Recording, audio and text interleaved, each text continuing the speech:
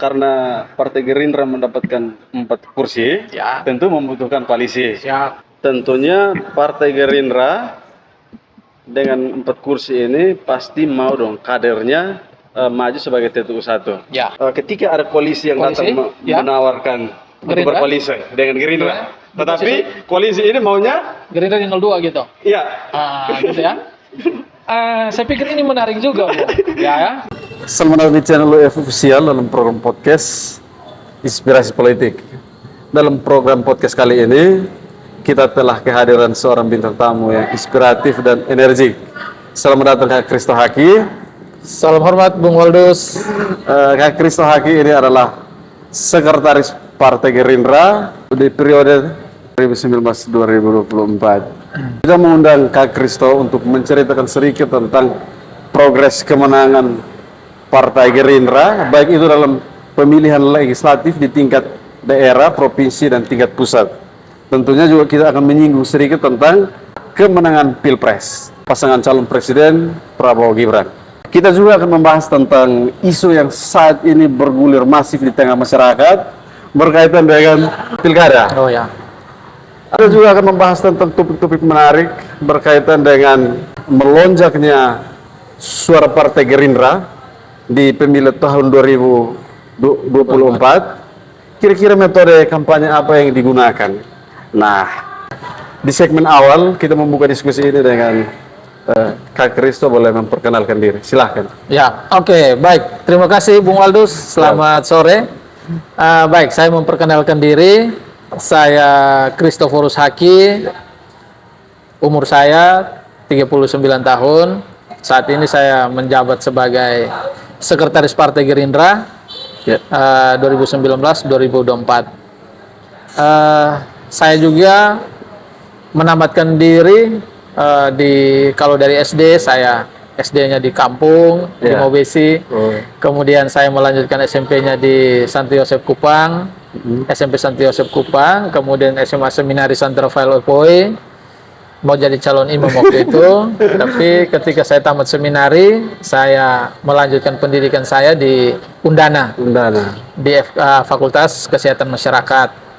Di samping itu, sambil kuliah, saya berorganisasi, baik di organisasi lokal maupun di organisasi di fakultas, dan juga saya di organisasi nasional itu saya di GMNI Kupang. Kemudian ketika saya tamat, saya di pemberdayaan program pemberdayaan masyarakat, terlebih saya di satu yayasan yang berkembang programnya itu pemberdayaan masyarakat, dan saya juga waktu itu dengan program PAMSIMAS, program untuk air bersih dan sanitasi.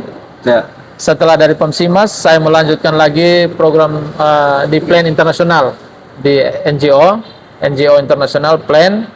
Kemudian dari Plan, saya 2013 itu karena ada mau pileg, saya memutuskan untuk masuk ke calon anggota DPRD gitu. Puji Tuhan, saya saat itu saya terpilih sebagai anggota DPRD di usia yang masih sangat muda sekali waktu itu. Saya terpilih di 2014, 2019.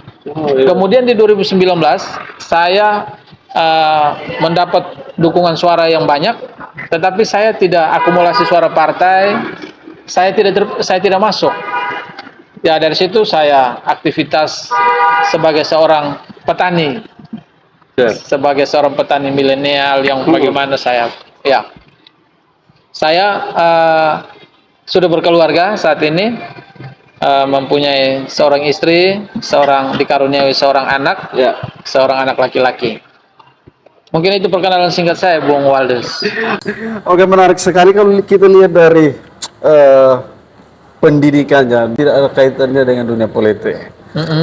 Tetapi apa yang membuat Anda tertarik untuk masuk ke dunia politik? Oh ya, oke, baik. Menarik ya, Bung Waldus. Jadi saya memang banyak yang kemudian bertanya, kok ini dari pendidikannya ini kok tidak ada kaitannya dengan ilmu politik kok Pak bisa terjun ke dunia politik. Ya, jadi saya dulu, saya mengingat waktu itu saya masih seminari ya. Di seminari itu kami ketika di asrama itu, ketika mau memilih ketua OSIS dan juga ketua asrama, di situ kami ada mencalonkan diri, ada pemaparan visi misi.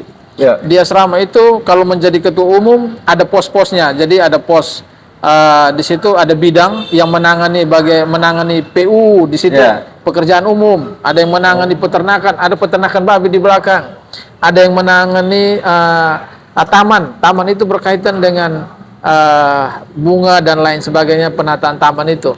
Ada yang menangani tentang ruang kamar tidur dan juga kamar barang, dan itu sangat sentral sekali. Ada pos-pos yang di situ dilihat bahwa punya peranan strategis di situ. Jadi ketika itu saya, ini sepertinya menarik ini. Jadi ada pemaparan visi misi. Saya mendukung salah satu teman yang dari TTU dan beliau terpilih menjadi ketua umum. Saya dikasih posisi menjadi ketua kamar tidur kamar barang. Karena kalau di asrama kita menjadi ketua kamar tidur kamar barang itu posisinya strategis sekali itu. Itu sangat sentral itu. Jadi di situ saya mulai tertarik. Kayaknya menarik ini. Nah, di situ jiwa saya untuk memimpin ada di situ. Dan ada satu buku yang saat itu saya ke Gramedia, saya melihat satu tulisan buku itu saya tidak lupa, itu buku itu Bung Kanis Pari, yang judulnya adalah Jangan Takut Berpolitik. Dan itu saya sampai beli buku itu. Bagaimana ketika saya mau mendapatkan buku itu, saya tidak punya duit, tidak ada uang.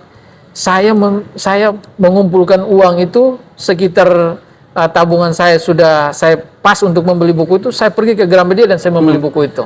Dan buku itu sangat menginspirasi saya. Mungkin seperti itu, Bung Waldus. Dari kehidupan berasrama, kemudian memunculkan jiwa-jiwa untuk berpolitik ya. Siap. Oke, kita telah melewati sesi perkenalan, kita masuk ke tahap yang lebih khusus lagi tentunya tentang kesuksesan Partai Gerindra dalam pemilihan legislatif, khususnya di tingkat daerah, tingkat provinsi, dan tingkat pusat. Maka pencapaian ini merupakan efek dari Prabowo Gibran yang awalnya Partai Gerindra hanya mendapatkan 3 kursi, tetapi di tahun ini Partai Gerindra mendapatkan 4 kursi. Kira-kira apa sih yang membuat suara Partai Gerindra itu meningkat secara signifikan? Ya, baik ya, Bung Waldus. Memang Partai Gerindra saat ini kita mendapat 4 kursi dalam keterpilihan di 2024 ini, yang sebelumnya kita 3 kursi. Jadi 3 kursi itu yang pertama itu dari Dapil Biboki, yang kedua itu dari Dapil Miomavo, dan Dapil Kota. Belum pemekaran Dapil ya. Ketika setelah pemekaran Dapil itu, kemudian dalam pencalekan kemarin, kita memang mempunyai target. Gerindra DPC Kabupaten Timur Tengah Utara menargetkan itu, kita menargetkan yang penting semua dapil terisi. Dan kita target itu adalah 5 dapil harus mempunyai kursi. Tentu kami di internal partai, kami bersama Bapilu, kami bersama DPC bersama Bapilu, saya partai, kita berkoordinasi, kita melakukan rapat, kita bersinergi untuk Gerindra ini harus memperoleh kursi yang sangat signifikan. Kami ini di internal Gerindra, kami ada 4 orang. Kami sudah memperoleh sertifikat pengkaderan di Hambalang. Dan ketika yang bersertifikat ini, itu tentu sudah diproses melalui sebuah proses yang bagaimana menjadikan kami sebagai kader yang harus loyalitas, dan kader yang harus militan, dan rakyat itu harus menjadi ujung tombak perjuangan kita. Dan kami sebagai kader Gerindra ini, kami saat diproses di Hambalang, Pak Prabowo itu memberikan materi langsung kepada kami semua. Nah, sebagai kader, kami dituntut harus menjadi politisi yang memperjuangkan kepentingan rakyat. Jadi pejuang politik. Seperti itu.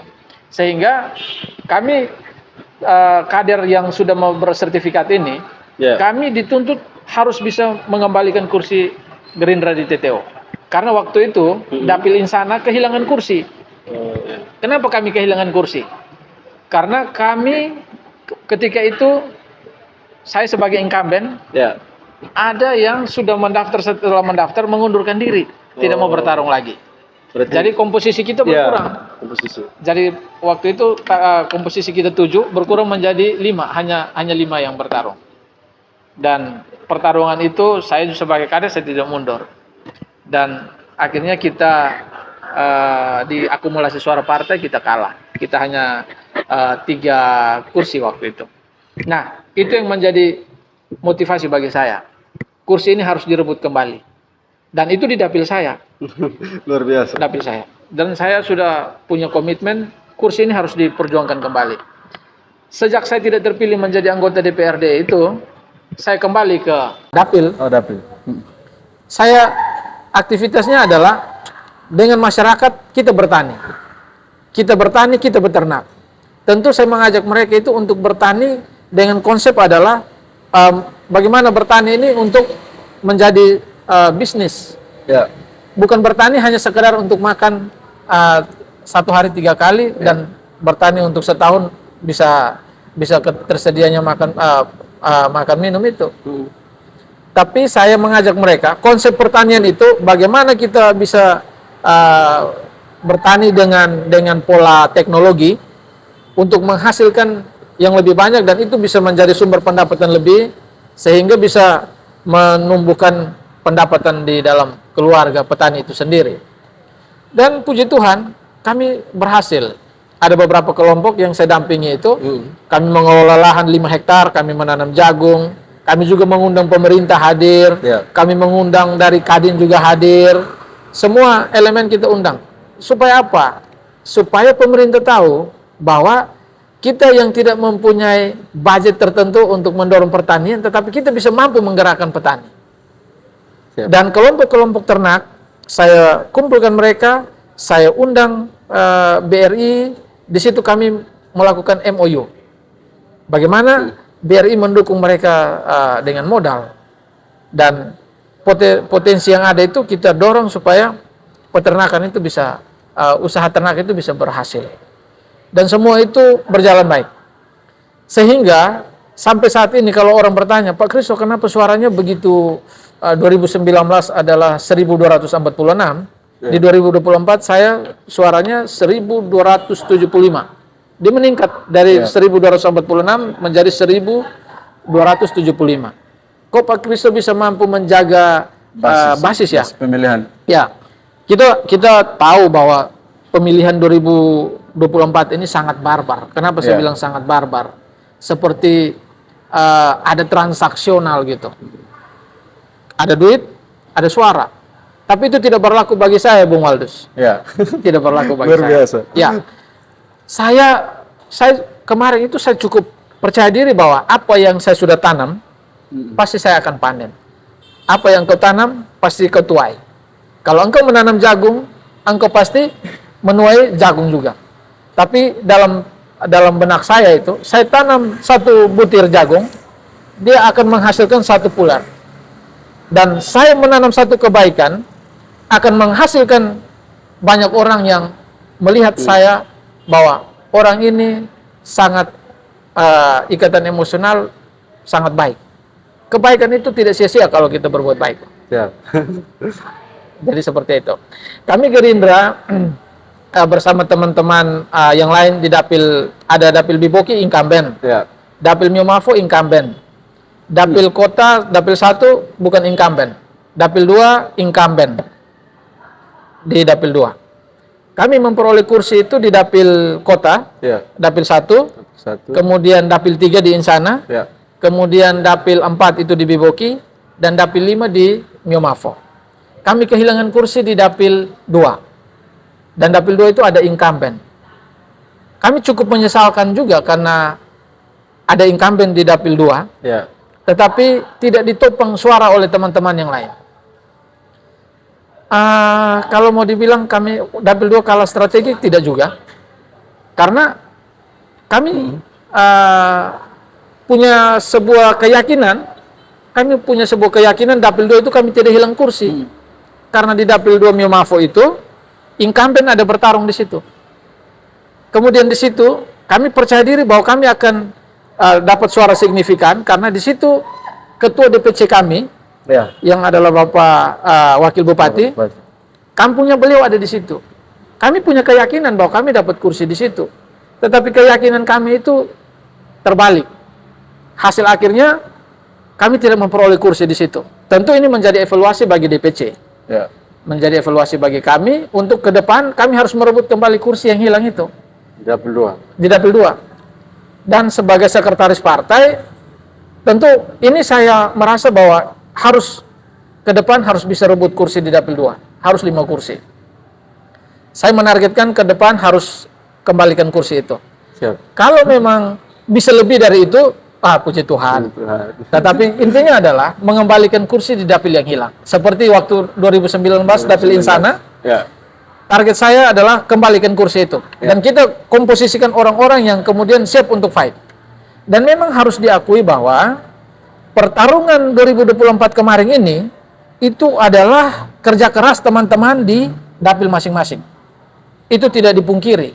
Semua bertarung habis-habisan. Kita bertarung. Kemudian ya partai kita juga mendukung untuk bagaimana supaya teman-teman ini berhasil di dapilnya masing-masing. Saya sebagai sekretaris tentu mengkomunikasikan ini semua ke wilayah dapil yang lain. Ya. Jadi saya mengajak, ada keluarga, ada kenalan, ada yang lain, saya mengajak. Nah, karena kita juga mempunyai calon presiden yang Ya. adalah Bapak Prabowo Subianto sebagai ketua umum kami di calon presiden kemarin itu di Gerindra.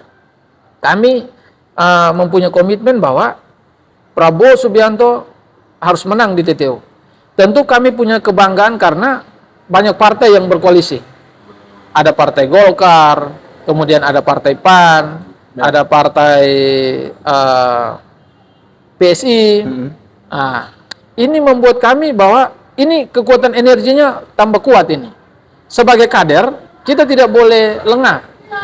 Harus bisa bekerja keras supaya perolehan presiden, perolehan calon DPR RI, calon DPR provinsi sampai kabupaten harus linear. Ya. Jadi paralel, ya, Dari harus pusat sampai ke daerah. sampai ke bawah. Jadi kami itu istilahnya satu komando, tegak lurus satu komando. Jadi kalau dari presiden sampai ke kabupaten harus linear. Kalau kemudian kita mendapatkan suara, misalkan kabupaten mendapatkan suaranya tinggi sekali, kemudian presidennya di bawah atau RI-nya di bawah atau provinsinya di bawah, itu pasti menjadi evaluasi itu. Karena sebagai petarung politik di Partai Gerindra, kita harus tegak lurus satu komando. Tidak boleh berselingkuh politik. Ya, misalkan dia punya keluarga yang calon DPR RI-nya orang partai lain, calon provinsinya partai lain. Kalau begitu kedapatan, maka tidak segan-segan partai akan mengambil sikap. Sehingga kami di Gerindra itu adalah tegak lurus satu komando. Intinya yang berada di dalam barisan Gerindra. Silahkan tandem DPR RI-nya mau dengan siapa, provinsinya mau dengan siapa, intinya adalah tegak lurus satu komando ada dalam barisan Gerindra. Seperti itu. Dan puji Tuhan hasilnya kita lihat, hasil capaian Pilpres dengan di DPR RI, dengan DPR provinsi, semuanya tidak ada yang meleset jauh. Semuanya rata-rata hampir sama semua. Dan itu kami sangat, saya sebagai sekretaris di dalam pimpinan DPC ini, kami bangga bahwa kami memperoleh 4 kursi ini. Nah, ini merupakan taktik dan strategi Partai Gerindra. Tentu ada hal-hal lain yang spesifik, bagaimana kita merawat konstituen, kita harus sama-sama dengan konstituen itu menjaganya jauh-jauh hari. Saya pikir itu hal-hal strategi lainnya. Tetapi dalam strategi partai, bagaimana untuk mendapatkan kursi, tentu kita melihat potensi-potensi caleg, kita dorong, kita beri support. Ya, support itu kita beri semangat. Karena teman-teman ini kan mau juga untuk menjadi mau juga terpilih menjadi Iya. anggota DPRD. Seperti itu, Bung. Oke, luar biasa. Kak Kristo terpilih menjadi anggota DPRD di tahun 2014. 2014 benar. 2019 kalah. Ya, kalah Tetapi komunisi. berhasil merawat basis suara itu dan terpilih lagi di tahun 2024. Ya. Tentunya itu salah satu perjuangan yang sangat luar biasa ya. Kembali ke kampung halaman, kemudian mengedukasi masyarakat dan kembali dipercayakan. Siap. Kita masuk ke segmen yang lagi hangat tentang isu pemilihan kepala daerah yang mungkin beberapa waktu lagi kita sudah akan masuk ke situ. Tentunya sebagai partai yang tahun ini suaranya meningkat secara signifikan, dan tidak mungkin mau kalah dong dengan partai-partai yang lain. Ya. Mungkin ada bocoran terkait dengan calon kepala daerah, karena selama ini kan banyak yang sudah memasangkan A dengan si B, B dengan si C, tetapi saya lihat lebih banyak ke ketua DPC, yaitu Pak Yusuf Bisasi. Untuk menanggapi isu itu, sikap Partai Gerindra seperti apa? Oke, jadi baik Bung Waldus. Ya, jadi isu-isu yang saat ini berkembang di medsos itu Ya. memang sangat-sangat panas ya. Ya. Bahkan ada yang bilang liar. Kenapa saya bilang liar? Karena itu karena mungkin karena teknologi dan lain sebagainya, orang bisa siapa saja bisa dipasangkan di situ. Ya. Tetapi tentu semua ini kan ada mekanismenya ya. Untuk Gerindra sendiri kita mempunyai 4 kursi keterpilihan kita. Nah, untuk mencalonkan bupati ini, pasangan bupati kurang lebih kan harus 6 kursi. Ya. Dan kita memiliki 4 kursi. Kursi. Ya, 4 kursi ini bagi kami lumayan sangat menggembirakan kami. Ya. Dan tentu dalam pilkada di 2024 ini tentu kami juga memasang target. Ya. Kami harus maju juga sebagai partai pemenang di Republik ini. Pilpres juga adalah ketua umum kami sebagai presiden yang terpilih. Kemudian di legislatif, di DPR RI juga penambahan kursinya sangat signifikan. Di DPR RI, DPR provinsi kami juga 7 kursi ya? kami 9 kursi. 9 kursi luar biasa. Terutama kalau Belu TTU Melaka kami dapat 2 kursi loh. Wow. 2 kursi. Jadi yang dulunya DPR provinsi kami 1, saat ini kami dapat 2. Luar biasa. Dan tentu ini sangat berkorelasi dengan pilkada nanti, baik itu pilgub maupun pilkada. Nah, kami menargetkan kali ini kami mendorong kader partai. Kader partai harus maju untuk bertarung. Nah, kenapa saya bilang kader partai? Karena kader itu mengenal Partai Gerindra karena sudah melalui proses yang sudah matang. Kalau menurut saya, kenapa? Karena kader itu dituntut bagaimana memperjuangkan kepentingan rakyat. Dan sebagai kader harus siap untuk bisa ketika ada tingkatan-tingkatan dalam pemilihan itu ada, maka kader harus siap selalu. Harus maju ketika partai menugaskan atau partai memberikan kesempatan gitu. Kami memang target adalah kader harus maju. Dan kami dengan 4 kursi ini kami juga mau supaya menjadi 01 di Kabupaten Timur Tengah Utara. Ya. Kami maju calon bupati gitu. Tapi dengan kekurangan 2 kursi, kami harus bisa membangun komunikasi. Dengan partai lain untuk berkoalisi. Sejauh ini pernyataan Ketua DPC yang adalah Wakil Bupati, beliau sudah mengatakan bahwa beliau siap maju dalam berita di media ya. Sedangkan di internal partai kami akan mengadakan rapat kerja daerah yang akan diselenggarakan hari Sabtu lusa ini, besok. Besok itu kami akan rakerda dan di situ kami akan mengevaluasi proses yang kemarin terjadi, pileg, pilpres, dan juga kami untuk besok itu kami membahas calon bupati kami juga. Dan tentu itu kami mendengarkan arus bawah dari ranting, pimpinan anak cabang untuk disampaikan di forum Rakerda. Nah, kami juga pasti harus mendengarkan arus bawah ini. Jadi tidak boleh ditentukan oleh tingkat DPC sendiri. Arus bawah perlu kita dengar. Ya. Mereka mau mengusulkan siapa? Kita mau itu kader yang diusung, kader internal Gerindra. Tapi Gerindra tidak menutup diri. Partai Gerindra tidak pernah menutup diri. Siapapun kader-kader potensial, baik itu dari internal partai maupun dari partai lain, maupun dari kalangan independen atau kalangan pengusaha, akademisi, boleh, Gerindra akan terbuka. Karena ini proses selama Partai Gerindra ini saya ada di Gerindra, itu sangat terbuka sekali.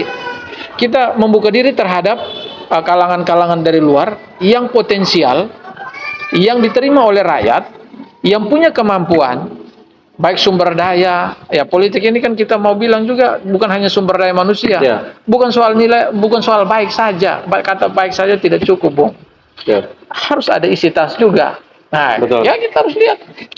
Politik ini membutuhkan kos. Ya. Jadi ketika kesiapan kader untuk maju bertarung di pilkada nanti, siap itu semua atau tidak? Jadi harus siap semua. Jangan bilang sebagai kader, misalkan saya ya, Pak Kristo siap maju bupati. Kesiapan saya ada tidak? Oke lah, secara sumber daya saya sudah siap, sumber daya manusia, kemudian kemampuan saya selama ini dalam politik, saya di DPRD, kemudian yang satu lagi, isi tas dulu dipertanyakan. Dari kalau isi tasnya tidak kuat, jangan cari gara-gara, Bu. Ya, jadi kita target kita adalah harus maju 01. 01. Kita harus maju 01. Ya. Itu dari kader partai, tetapi Ya. tidak menutup kemungkinan untuk yang independen. Siap. Tetapi Sorry, Karena- independen. Ya, sorry ya. Yang maksud saya dari kalangan-kalangan yang potensial lainnya ya. Ya. Kalau independen itu kan jalurnya berbeda lagi. ya, kan harus mengumpulkan KTP tidak melalui partai kan. Betul. Nah, gitu, Bang.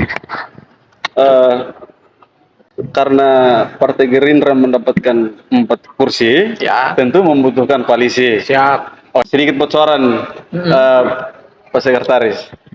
Apakah koalisi itu, mungkin ciri-cirinya juga tidak apa-apa deh. Oke. Apakah harus paralel dengan pusat, misalnya seperti saat ini? Koalisi Pilpres maksudnya. ya. Ya. Atau memang ada kriteria-kriteria khusus yang dipasang oleh atau ditarget oleh Partai Gerindra? Oke, baik. Terima kasih ya. Jadi kami tentu di DPC, kami selalu berkoordinasi dengan tingkat DPD dan DPP. Ya. Entah itu mau berkoalisi dengan partai koalisi Pilpres kemarin, Ya. atau nanti ada koalisi dengan partai-partai yang lain, saya pikir politik itu dinamis ya. Mm. Dia bisa mencair kapan saja. Hari ini kita bisa bilang kami dengan partai yang A, besok saja bisa kita dengan partai yang B. Ya. Tentu kita harus melihat kesamaan persepsi dari kepentingan partai itu sendiri. Tentu kepentingan semua itu tujuannya kepentingan rakyat. Tetapi untuk memenuhi koalisi itu kita harus membangun komunikasi. Dan komunikasi saya pikir terbuka juga. Semua partai kita akan bangun komunikasi. Semua partai. Tidak hanya partai tertentu atau yang ciri khasnya misalkan dia gemuk atau dia hanya kurus, dia keriting atau rambutnya lurus. Nah, jadi kita tentu terbuka untuk membangun komunikasi dengan semua. Kalau memang itu ada kesamaan, kita menawarkan bahwa Gerindra mengusulkan kadernya ini, apakah itu bisa dipasangkan dengan kader yang ini? Tentu partai-partai yang lain punya kepentingan. Ya. Dia mau berkoalisi dengan kita, jangan sampai dia datang menawarkan, oh kalau Gerindra mau calon nomor 1, saya menawarkan ini loh. Nah, apakah itu sama atau tidak? Tentu ini harus dibangun komunikasi, dan memang tidak gampang ya, tidak gampang, butuh pendekatan. Seperti kalau kita mau mendekati seorang cewek yang cantik, yang mempesona, yang menawan, kalau kita datang dengan penampilan yang kurang bagus, pasti dianggap, siapa dia ini datang mau dengan saya? Pasti dia lihat, oh ini orang datang, di mana dia ini, menarik atau tidak? yang menawannya ini Bung terjemahkan sendirilah. Ya. Ya. Oke, intinya kesamaan persepsi dan visi ya. Ya, seperti itu. Apakah ada kriteria khusus untuk perkawinan silang ini? Ya, saya pikir kriterianya adalah kita punya kecocokan, kita punya kesepahaman. Bagaimana daerah TTU ini ke depan ini baik loh. Bukan kita mau mencari pemimpin yang nanti saya jadi bupati, nanti kamu jadi ini ya, kamu nanti harus jadi ini. Ya. Gerindra tidak seperti itu. Tentu kita menawarkan sebagai calon nomor 1, kita mau mengajak partai lain berkoalisi. Kita juga Gerindra punya pandangan tersendiri terhadap kepentingan daerah ini. Daerah ini menjadi tujuan utama TTU harus ke depan lebih baik. Rakyat TTU harus menjadi prioritas perhatian dari yang berkuasa. Bukan sedar berkuasa untuk membagi-bagi jabatan dan lain sebagainya. Gerindra tidak seperti itu. Kita punya kesamaan visi misi kepentingan rakyat di atas segala-galanya. Tapi kesamaan yang lain-lain atau ada broker atau ada mafia yang datang ke Gerindra untuk kepentingan itu, minta maaf, saya sebagai kader Gerindra, saya akan lawan itu. Karena kepentingan rakyat di atas segala. Harus kita itu. Jangan ada broker, jangan ada mafia di dalam tubuh partai kami Gerindra. Luar biasa. Seperti itu. Oke, tentunya Partai Gerindra dengan 4 kursi ini pasti mau dong kadernya maju sebagai TTU 1. Ya. Apakah ada tawaran misalkan ketika ada koalisi yang datang ya, menawarkan untuk Gerindra berkoalisi dengan Gerindra, ya, tetapi koalisi ini maunya Gerindra di 02 gitu. Iya. Gitu ya. Saya pikir ini menarik juga, Bu. Ya, saya minta maaf ya, saya menyebut saja ya, misalkan partai mana yang datang ya. Ya. Tentu kalau partai yang datang misalkan dengan kursinya melebihi Gerindra, tentu pasti mematok ya, mematok standar ya. Ya. Oh, ini gimana? Kita berkoalisi. Tapi Gerindra di 02 gitu. Ya, tentu kami tidak langsung bisa menerima seperti itulah. Ya. Tentu kita punya kesamaan dulu. Kita akan membangun komunikasi. Dan kami saat ini, ketua partai kami itu adalah wakil bupati. Ya. Ya, beliau sudah menyatakan sikap, beliau mau maju menjadi calon bupati. Ya. Tentu nanti dalam Rakerda kami akan membahas itu, ya.